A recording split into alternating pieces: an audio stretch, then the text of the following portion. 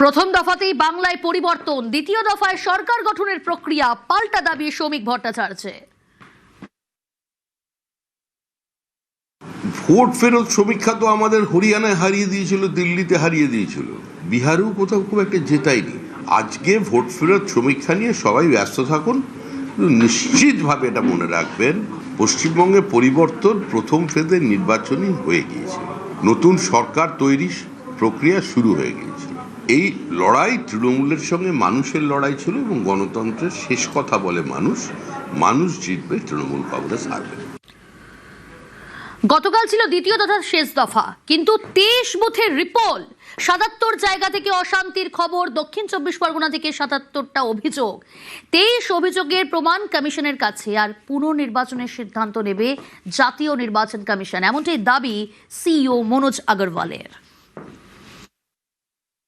Complaint আসছে total 77 মধ্যে ফালতা assembly সিটে আসছে 32, মগরা হাট অ্যাসেম্বলি সিটে আসছে 13, ডায়মন্ড হারবার অ্যাসেম্বলি সিট আছে 29 এন্ড বজবজ অ্যাসেম্বলি সিট আছে 3।